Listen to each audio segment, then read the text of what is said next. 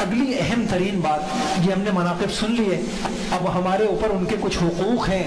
یہ وہ تعلیم ہے جو آج ہمیں ہر بچے کو یاد، اگر ہم نے اپنے بچوں کو یہ نہ سکھایا، آپ یقین جانیں ہم نے حضور سے بے وفائی کی، ہم نے صحابہ سے بے وفائی کی، اپنے محسنوں سے بے وفائی کی، اور اللہ کے محبوب ترین بندوں سے ہم نے بے وفائی کی۔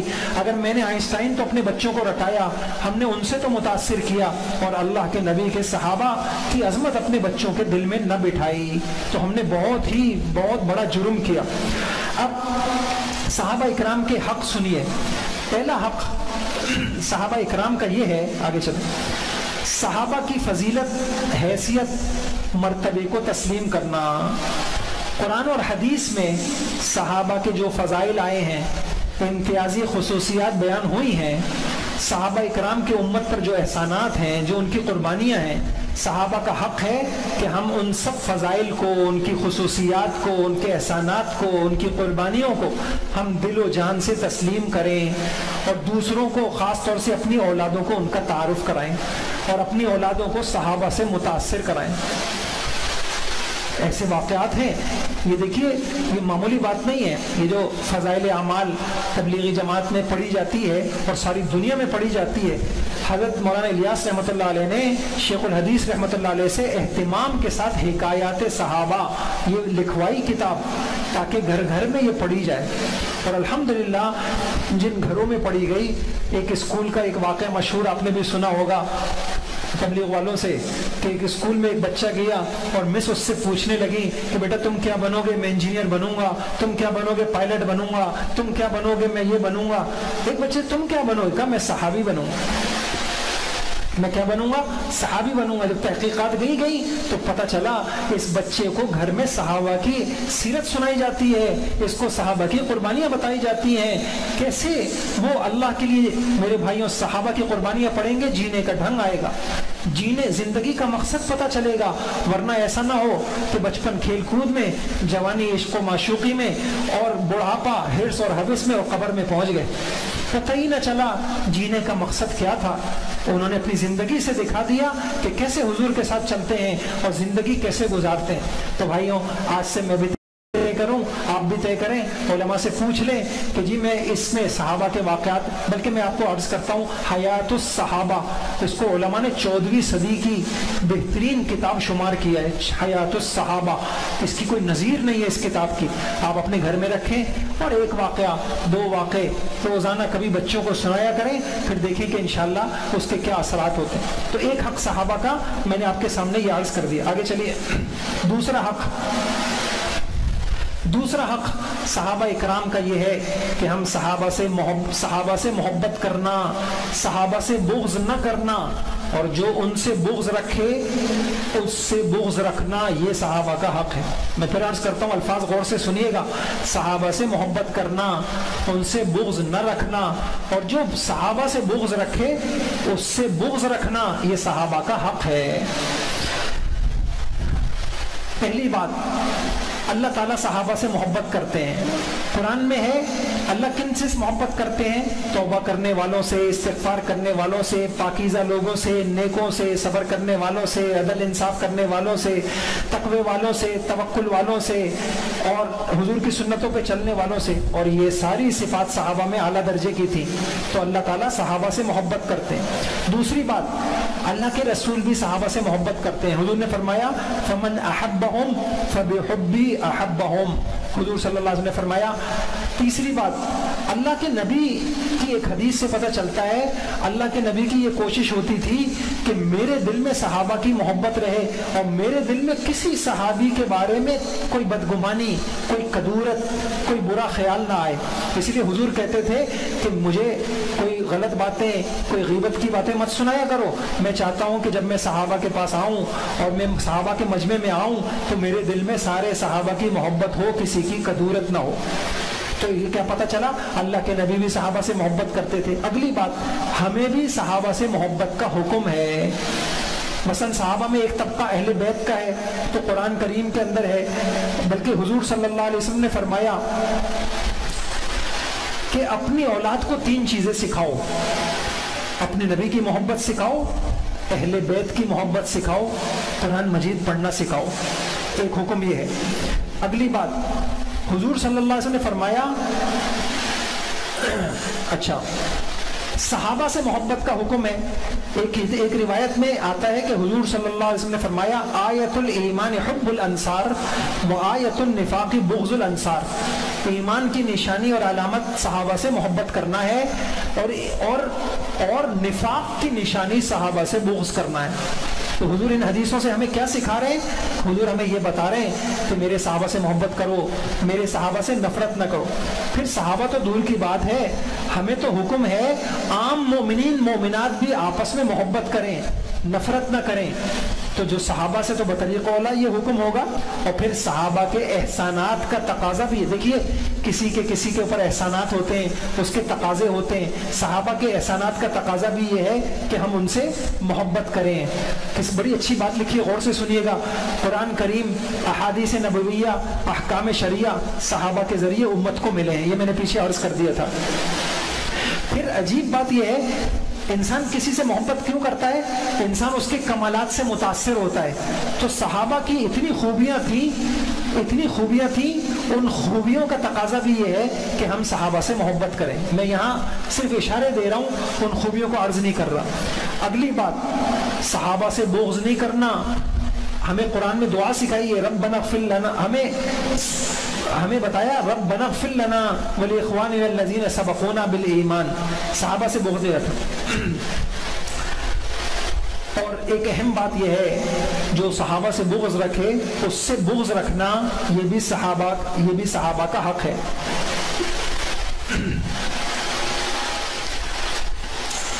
آگے چلیں 83۔ اب مختصراً میں یہ عرض کرتا ہوں، یہ جو ہم نے کہا صحابہ سے محبت رکھنا، بغض نہ رکھنا، جو ان سے بغض رکھے اس سے بغض رکھے، تو صحابہ سے محبت کے تقاضے کیا ہیں؟ اس محبت کا تقاضا یہ ہے، پہلا تقاضا یہ ہے کہ جب بھی صحابہ کا ہم تذکرہ کریں تو اچھائی کے ساتھ تذکرہ کریں، خوبیوں کے ساتھ تذکرہ کریں، یہ ان کا حق ہے۔ اس کی شکل کیا ہے؟ علماء نے لکھا کہ صحابہ کا نام لیں ادب تعظیم کے ساتھ، رضی اللہ تعالی عنہ۔ ہم یوں کہیں، آج کل تو مسئلہ چل بھی رہا ہے کہ تحریر میں، لکھنے میں اور بولنے میں جب بھی ہم صحابہ کا نام لیں تو رضی اللہ، ادب کے ساتھ رضی اللہ عنہ۔ دوسرا تقاضا محبت کا یہ ہے، اور تذکرہ خیر ہم ان کا کریں، اس کا تقاضا یہ ہے کہ صحابہ اکرام کے لیے دعائیں کریں، خود قرآن کے اندر یہ بات موجود ہے۔ اور تیسرا ایک اہم بات یہ ہے کہ صحابہ اکرام کا کبھی برائی سے تذکرہ نہ کریں، لعن طعن کرنا، نعوذ باللہ، سب و شتم کرنا۔ حضور نے فرمایا لا تسبوا اصحابی، میرے صحابہ کو برا بلا مت کہو، میرے صحابہ کو برا مت کرو۔ اور آپ خطبوں میں سنتے اللہ اللہ فی اصحابی، میرے صحابہ کو ڈرو، خدا سے خوف رکھو، میرے صحابہ کو برا بلا مت کرو۔ اچھا یہ نکالیں 88 سے۔ یہ جو میں آپ کے سامنے عرض کر رہا ہوں 20 کتابوں کا یہ خلاصہ ہے، بڑے بڑے اشکالات حل ہو جائیں گے۔ آپ یہ 3 باتیں نوٹ کیجئے گا، اور انشاءاللہ یہ 3 باتیں اگر اپنی، اب مسئلہ کیا آتا ہے کہ نیٹ سے یا کہیں سے صحابہ کے متعلق کوئی ایسی کمزور پہلو نکال کے لے آتے ہیں، جی ان میں جنگیں ہوئی ہیں اور اتنے مر گئے اور اتنا یوں ہوا اور ایسا ہوا تاریخ کی کتابوں سے۔ تو 3 باتیں یاد رکھیے، یہ میں بڑی بڑی کتابوں کا تقریباً 50 سے زیادہ کتابیں دیکھی ہوں گی جس میں ایسی کتابیں بھی ہیں جو جن 10 جلدوں کی ہیں۔ میں یہ چند سطروں میں آپ کے سامنے یہ خلاصہ عرض کر رہا ہوں، انشاءاللہ یہ خلاصہ ذہن میں رہے گا، کبھی گمراہی نہیں ہوگی، کبھی غلط فہمی نہیں ہوگی، اور سینے صحابہ سے متعلق پاک ہوں گے۔ پہلی بات تو یہ کام کیجئے، صحابہ اکرام کا جو باہمی اختلافات ہوئے ہیں کوشش کر کے ان کے تذکرے نہ کریں، اس میں لب کشائی نہ کریں، کوئی ضرورت نہیں ہے آپ کو، میں آگے اس کی وجہ بتاؤں گا کیوں نہ کریں۔ کوئی آدمی جنگ صفین کو لے کے بیٹھ گیا، کوئی جنگ جمل کو لے کے بیٹھ گیا، کوئی حضرت علی رضی اللہ، حضرت معاویہ رضی اللہ تعالیٰ کی لڑائی کو لے کے بیٹھ گیا۔ یاد رکھیے اگر ایمان پہ خاتمہ چاہیے، ایک کام تو یہ کریں کہ یہ تذکرے نہ کریں، میں اس کی وجہ آگے بتاؤں گا۔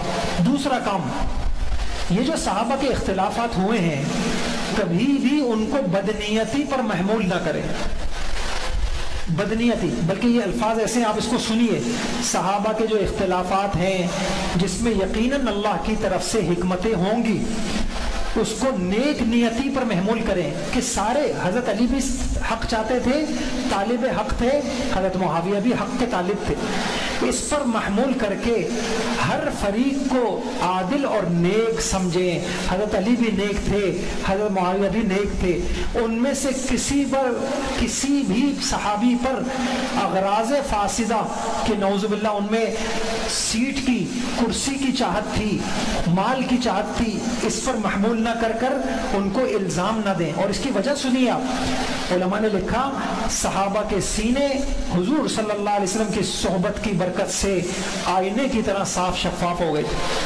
لہٰذا آپ کسی کو نہیں کہہ سکتے کہ ان کے اندر بری اغراض تھی، تو اس وجہ سے نہ کسی پر طعن و تشنیع کر کے نہ کریں، نہ کسی کو کافر فاسق قرار کر دیں۔ علی، دیکھیں غور سے سنیے گا یہ بات، علی رضی اللہ تعالیٰ عنہ کو اس وجہ سے نہیں کہہ سکتے۔ دیکھیے حضرت علی رضی اللہ تعالیٰ عنہ، بس ان کا اختلاف یہ تھا، وہ یہ چاہتے تھے کہ بیعت خلافت وہ قصاص سے مقدم ہے، پہلے میری بیعت کو پختہ کر لو، جب میں پختہ ہو جاؤں گا پھر میں قاتلین عثمان سے بدلہ لے لوں گا۔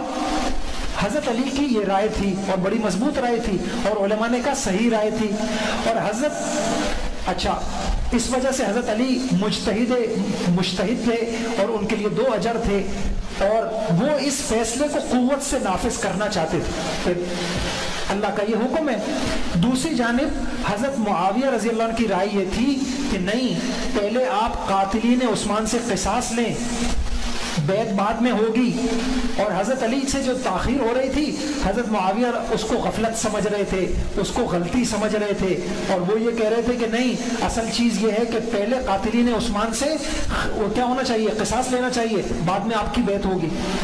بس اتنی سی بات تھی، یہ ساری چوٹی کی یہ بنیادی بات ہے جس کو یہ سمجھ میں آ گئی، اور کوئی نفسانیت نہیں تھی، کوئی کرسی کی لڑائی نہیں تھی۔ بڑے بڑے علماء نے لکھا یہ خلافت کی جنگ نہیں تھی، حضرت معاویہ رضی اللہ عنہ سمجھتے تھے کہ علی مجھ سے افضل ہیں، وہی خلافت کے مستحق ہیں، صرف وہ یہ چاہتے تھے کہ پہلا کام یہ ہونا چاہیے پھر وہ کام ہوگا، اور دونوں اس شریعت کے اس حکم کو قوت سے نافذ کرتے ہیں۔ تیسری بات، تاریخی روایات پر اعتماد نہ کریں۔ میں نے 3 باتیں کہیں، صحابہ کے اختلاف کا تذکرہ نہ کریں ورنہ دلوں میں کدورت آئے گی۔ دوسری بات، صحابہ کے اختلافات کو کبھی بھی کسی فریق کو بدنیتی پر محمول نہ کریں، برے غرض پر محمول نہ کریں، اور مال کی جنگ اس کو قرار نہ دیں، کرسی کی جنگ قرار۔ اور تیسری بات، جتنی تاریخی روایات ہیں ان پر اعتماد کر کے، دیکھیں میں نے آپ کو قرآن کی کتنی آیتیں سنائی، تاریخی روایات کی وجہ سے قرآن کی آیتوں کو نہ چھوڑیں۔ قرآن نے جو کہا ان کے بارے میں سب کی مغفرت، سب عادل، سب نیک، سب متقی، وہ مقدم ہے، تاریخ کی روایتیں بعد میں ہیں۔ اگر کوئی بات تاریخ کی وہ ٹکرائے قرآن سے اور حضور کی حدیث متواترہ سے تو ہم تاریخ کو چھوڑ دیں گے، ہم قرآن کی بات کو لیں گے۔ بس یہ 3 کام ہم کر لیں، ہمیں اسی کا حکم ہے۔ حضور نے کہا اذا ذکر اصحابی فامسکوا، جب میرے صحابہ کا تذکرہ آئے رک جایا کرو۔ اور دوسری بات یہ ہے، صحابہ کے لیے استغفار کا حکم ہے، صحابہ اور ان تذکروں میں کوئی فائدہ بھی نہیں ہے۔ جب اللہ نے ان کی مغفرت کر دی، آپ گھڑے مردے کیوں نکال رہے ہیں؟ میں نے ساری آیتیں بتا دی، مغفرت ہو چکی، سارے نیک ہیں، سارے عادل ہیں، اجماع ہے، اب نہیں جی یوں ہوا، اس کی ضرورت ہی نہیں ہے۔ اور صحابہ کا برائی سے تذکرہ نہ کرو، ان تذکروں میں امت کا نقصان ہے۔ علماء نے کہا جو یہ تذکرے کرے گا اس کے دل میں صحابہ کی بغض آ جائے گا، خطرہ ہے کہ اس کا خاتمہ برا نہ ہو جائے۔ اور تیسری ایک، یہ جو میں آپ کے سامنے عرض کر رہا ہوں 20 کتابوں کا یہ خلاصہ ہے، بڑے بڑے اشکالات حل ہو جائیں گے۔ آپ یہ 3 باتیں نوٹ کیجئے گا، اور انشاءاللہ یہ 3 باتیں اگر اپنی، اب مسئلہ کیا آتا ہے کہ نیٹ سے یا کہیں سے صحابہ کے متعلق کوئی ایسی کمزور پہلو نکال کے لے آتے ہیں، جی ان میں جنگیں ہوئی ہیں اور اتنے مر گئے اور اتنا یوں ہوا اور ایسا ہوا تاریخ کی کتابوں سے، تو تو 3 باتیں یاد رکھیے. یہ میں بڑی بڑی کتابوں کا تقریباً 50 سے زیادہ کتابیں دیکھی ہوں گی جس میں ایسی کتابیں بھی ہیں جو جن 10 جلدوں کی ہیں. میں یہ چند سطروں میں آپ کے سامنے یہ خلاصہ عرض کر رہا ہوں. انشاءاللہ یہ خلاصہ ذہن میں رہے گا, کبھی گمراہی نہیں ہوگی, کبھی غلط فہمی نہیں ہوگی, اور سینے صحابہ سے متعلق پاک ہوں. پہلی بات تو یہ کام کیجئے, صحابہ اکرام کا جو باہمی اختلافات ہوئے ہیں کوشش کر کے ان کے تذکرے نہ کریں, اس میں لب کشائی نہ کریں. کوئی ضرورت نہیں ہے آپ کو, میں آگے اس کی وجہ بتاؤں گا کیوں نہ کریں. کوئی آدمی جنگ صفین کو لے کے بیٹھ گیا, کوئی جنگ جمل کو لے کے بیٹھ گیا, کوئی حضرت علی رضی اللہ, حضرت معاویہ رضی اللہ عنہ کی لڑائی کو لے کے بیٹھ گیا. یاد رکھیے اگر ایمان پہ خاتمہ چاہیے ایک کام تو یہ کریں کہ یہ تذکرے نہ کریں. میں اس کی وجہ آگے بتاؤں گا. دوسرا کام, یہ جو صحابہ کے اختلافات ہوئے ہیں کبھی بھی ان کو بدنیتی پر محمول نہ کریں. بدنیتی, بلکہ یہ الفاظ ایسے ہیں آپ اس کو سنیے. صحابہ کے جو اختلافات ہیں جس میں یقیناً اللہ کی طرف سے حکمتیں ہوں گی, اس کو نیک نیتی پر محمول کریں کہ سارے, حضرت علی بھی حق چاہتے تھے, طالب حق تھے, حضرت معاویہ بھی حق کے طالب تھے. اس پر محمول کر کے ہر فریق کو عادل اور نیک سمجھیں. حضرت علی بھی نیک تھے, حضرت معاویہ بھی نیک تھے. ان میں سے کسی بھی صحابی پر اغراض فاسدہ کہ نعوذ باللہ ان میں سیٹ کی, کرسی کی چاہت تھی, مال کی چاہت تھی, اس پر محمول نہ کر ان کو الزام نہ دیں. اور اس کی وجہ سنیے آپ, علماء نے لکھا صحابہ کے سینے حضور صلی اللہ علیہ وسلم کی صحبت کی برکت سے آئینے کی طرح صاف شفاف ہو گئے تھے. لہٰذا آپ کسی کو نہیں کہہ سکتے کہ ان کے اندر بری اغراض تھی.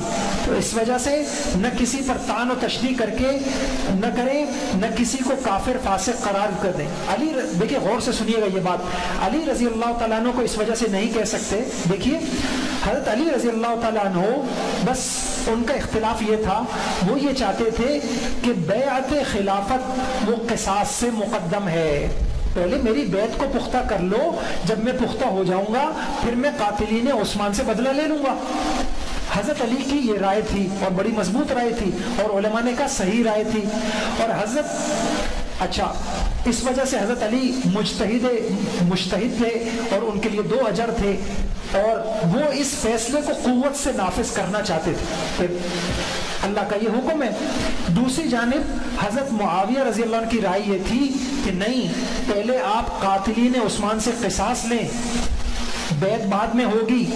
اور حضرت علی سے جو تاخیر ہو رہی تھی, حضرت معاویہ اس کو غفلت سمجھ رہے تھے, اس کو غلطی سمجھ رہے تھے, اور وہ یہ کہہ رہے تھے کہ نہیں, اصل چیز یہ ہے کہ پہلے قاتلین عثمان سے کیا ہونا چاہیے, قصاص لینا چاہیے, بعد میں آپ کی بیعت ہوگی. بس اتنی سی بات تھی. یہ ساری چوٹی کی یہ بنیادی بات ہے جس کو یہ سمجھ میں آ گئی, اور کوئی نفسانیت نہیں تھی, کوئی کرسی کی لڑائی نہیں تھی. بڑے بڑے علماء نے لکھا یہ خلافت کی جنگ نہیں تھی. حضرت معاویہ رضی اللہ عنہ سمجھتے تھے کہ علی مجھ سے افضل ہیں, وہی خلافت کے مستحق ہیں, صرف وہ یہ چاہتے تھے کہ پہلا کام یہ ہونا چاہیے پھر وہ کام ہوگا.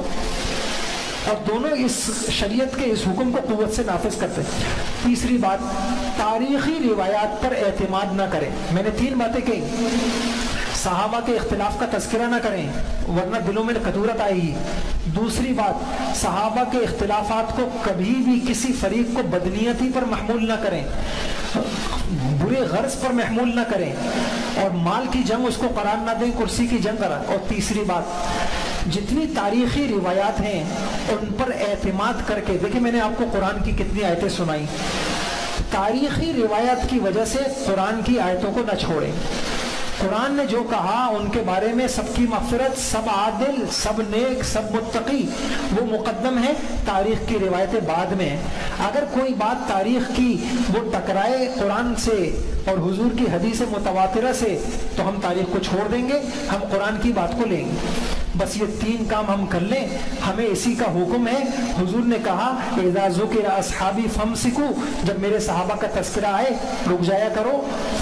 اور دوسری بات یہ ہے, صحابہ کے لیے استغفار کا حکم ہے. صحابہ اور ان تذکروں میں کوئی فائدہ بھی نہیں ہے. جب اللہ نے ان کی مغفرت کر دی, آپ گھڑے مردے کیوں نکال رہے ہیں؟ میں نے ساری آیتیں بتا دی، مغفرت ہو چکی، سارے نیک ہیں، سارے عادل ہیں، اجماع ہے. اب نہیں جی یوں ہوا، اس کی ضرورت ہی نہیں ہے. اور صحابہ کا برائی سے تذکرہ نہ کرو، ان تذکروں میں امت کا نقصان ہے. علماء نے کہا جو یہ تذکرے کرے گا اس کے دل میں صحابہ کی بغض آ جائے گا، خطرہ ہے کہ اس کا خاتمہ برا نہ ہو جائے. اور تیسری ایک آخری اہم بات سنیے گا، ہم اس زمانے میں موجود نہیں تھے. ارے آج ہماری سیاست کے کتنے مسئلے ہیں جو ہم آج کے دور میں موجود ہیں. ہمیں تو ابھی کرونا کا مسئلہ ہی سمجھ میں نہیں آ رہا. ہم آج کے دور میں موجود ہیں، ہم صحیح فیصلہ نہیں کر پا رہے. مصنوعی ہے، خلقی ہے، کیا ہے، کتنا اس میں کیا ہے، فلاں ہے، کتنا اختلاف ہوا. تو ہم صحابہ کے دور میں موجود نہیں ہیں، ہمیں نہیں پتہ کس فریق کی کیا مجبوری تھی، کیا اس کا عذر تھا، کیا وہاں حالات تھے، اور وہ فریق کیا چاہتے تھے، انہوں نے کیا فیصلے کیے. ہم وہاں نہیں تھے. تو اس وجہ سے بہتر یہ ہے کہ ہم ان کا تذکرہ نہ کریں. اور آخری بات کہ صحابہ اکرام کا آخری تیسرا حق میں عرض کر دوں، صحابہ اکرام کی اتباع کریں. صحابہ اکرام کی اتباع کیوں کرنی ہے؟ 3-4 باتیں آپ غور سے سن لیجئے گا. صرف میں ہیڈنگ پڑھوں گا، تفصیلی انشاءاللہ آن لائن کورس میں بہت تفصیل سے اس کو پڑھائیں گے. صحابہ اکرام نے شریعت کی امانت امت کو منتقل کرنے میں سارے صحابہ امین تھے. حرف بحرف حضور کی. میں یہاں آپ کو قصے سناؤں، آپ حیران رہ جائیں گے. بخاری شریف کی روایت ہے، حضرت ابو ذر رضی اللہ عنہ کو فتویٰ دینے سے روک دیا جاتا ہے. وہ بیٹھے ہوئے ہیں اور وہ ایک حدیث سنانے لگتے ہیں. جی آپ نہیں سنائیں گے؟ انہوں نے کہا اللہ کی قسم، لو وضعتم الصمصام علی رقبتی، اگر تم تلوار میری گردن پہ بھی رکھ دو اور مجھے اتنا موقع ملے میں حضور کی ایک حدیث تم کو سنا سکوں، میں سنا کے رہوں گا، میں نہیں ڈرتا. ایسا امت تک. بعض صحابہ موت کے وقت یہ کہتے کہ اب تک ہم نے کسی مصلحت سے یہ بات رہی، لیکن اب موت کا وقت آ رہا ہے، یہ حدیث حضور کی حدیث یہ ہم سنائیں گے. تو صحابہ امین تھے، انہوں نے پورا دین جو حضور کا تھا وہ ہم تک منتقل کیا. دوسری بات، صحابہ اکرام شریعت کے مزاج کو سب سے زیادہ سمجھنے والے تھے، لہٰذا ہمیں صحابہ کے فہم پر ان کی اعتماد کرنا ہے. اچھا، حضور کے مزاج کو کیوں سب سمجھتے تھے؟ اس لیے کہ صحابہ حضور کے سب سے پہلے شاگرد تھے، بعد والے بعد میں تھے. اور صحابہ